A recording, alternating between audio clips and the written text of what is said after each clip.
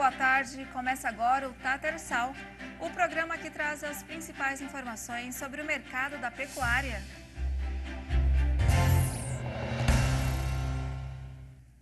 A alta temperatura e umidade causam perdas na produtividade das vacas, mas por meio de sons que elas emitem, é possível identificar algum estresse. Uma pesquisa liderada pela Embrapa Rondônia utilizou a bioacústica para medir a frequência respiratória dos animais. Sobre esse assunto, eu conversei com a pesquisadora da Embrapa, Ana Karina Salman. Vamos acompanhar. Boa tarde, Ana. Seja bem-vinda. Oi, boa tarde. Tudo bem? É um prazer tê-la aqui no programa. O prazer é meu. Ana, como vocês perceberam que é possível avaliar o conforto térmico do animal por meio dos sons que eles fazem?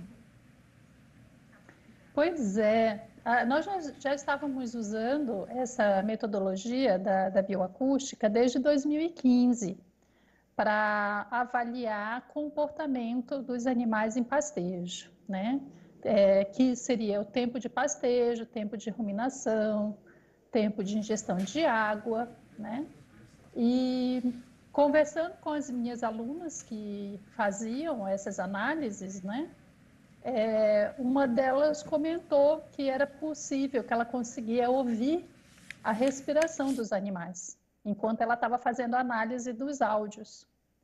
E aí a gente decidiu, a gente fez um experimento piloto e viu que dava certo, e aí a gente decidiu fazer um estudo mais a sério, né? Mais elaborado, que inclusive resultou na dissertação de mestrado dessa aluna minha, e em que a gente conseguiu, né, comparando com o método convencional, que é através da observação visual, a gente conseguiu mostrar que é possível, ouvindo o som dos animais, medir a frequência respiratória deles. E quais sistemas de produção podemos aplicar esse método? Olha, a gente aplicou, a gente validou num sistema de produção de leite, né, usando vacas girolando, as mestiças de gir holandês. Mas, teoricamente, você pode usar a metodologia da bioacústica em qualquer tipo de rebanho. No caso específico dessa metodologia para medir a frequência respiratória, como só nós fizemos, né, esse estudo preliminar de validação, ele precisaria ser validado em outros tipos de rebanho. Então, é possível usar para medir em gado de corte, Nelore ou raças de origem europeia? Teoricamente, sim, mas é prudente fazer uma validação primeiro. Ana, qual a relevância dessa pesquisa e quais os próximos passos agora?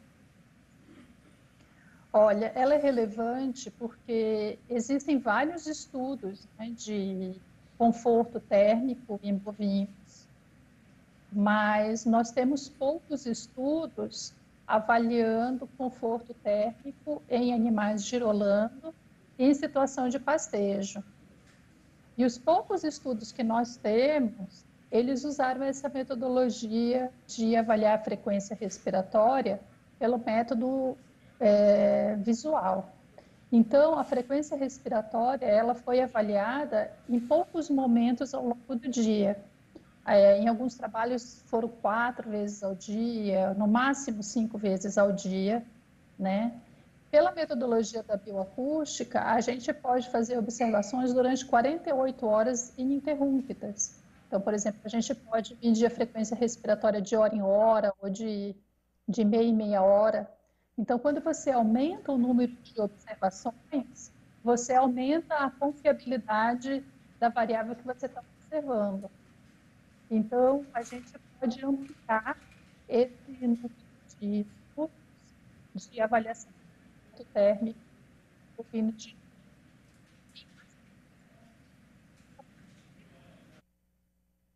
Quais são os parâmetros climáticos, por exemplo, que determinam o animal estar realmente estranho? Tá falhando um pouquinho, Ana, um minutinho. Melhorou agora? Melhorou, melhorou. Tá. Então, a gente pode, medindo essa frequência respiratória durante um número maior de vezes ao longo do dia, a gente pode relacionar isso melhor com as condições de clima e definir quais são as situações em que o animal realmente vai ter a sua produtividade afetada, né? A gente ainda não tem isso muito certo, principalmente para bovinos da raça Girolando. Exatamente isso que eu ia perguntar, se era possível já mensurar os benefícios. Na prática, é possível, Ana? Isso. É possível desde que outros grupos de pesquisa se apropriem dessa metodologia, né? E a gente amplie o número de informações sobre isso. A gente continua trabalhando aqui em Rondônia, dentro dessa linha de pesquisa, né? E o que a gente espera é que outros grupos de pesquisas aqui no Brasil também adotem essa metodologia para ampliar o número de informações, para verificar como é a resposta dos animais às diferenças de clima observadas em diferentes regiões do Brasil. Ô, Ana, o pecuarista já consegue colocar em prática na propriedade?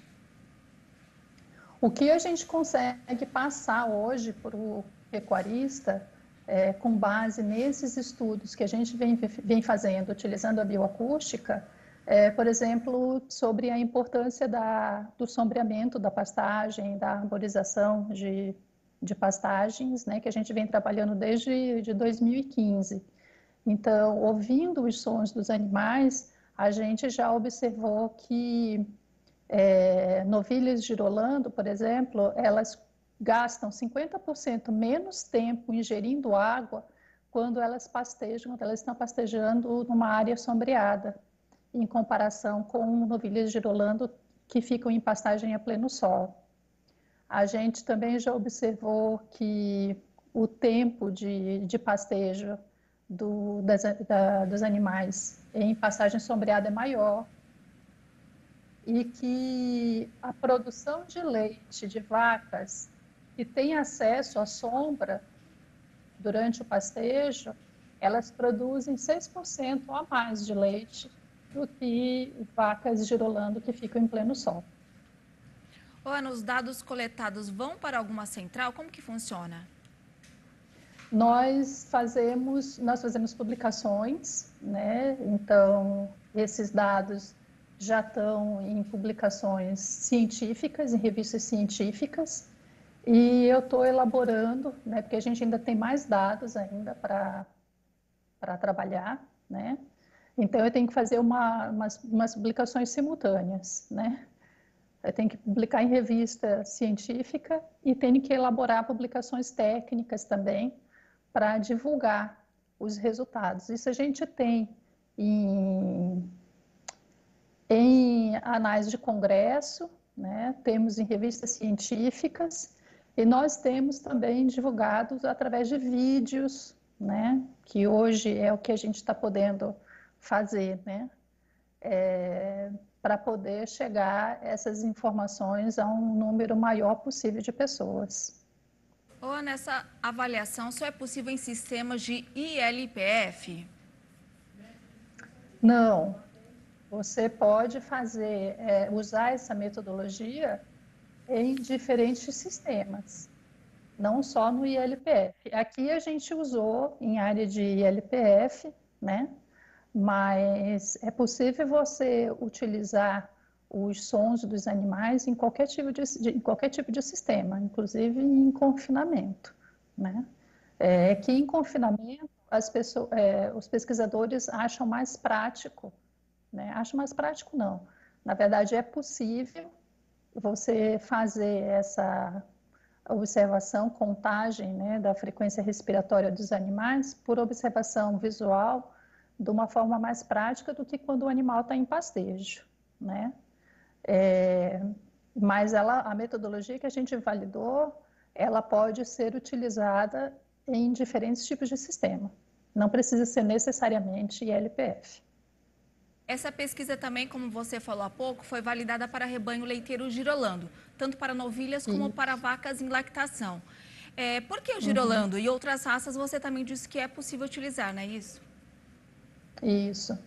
A gente usou a raça Girolando porque é a raça do rebanho que a gente tem aqui na Embrapa Rondônia, né?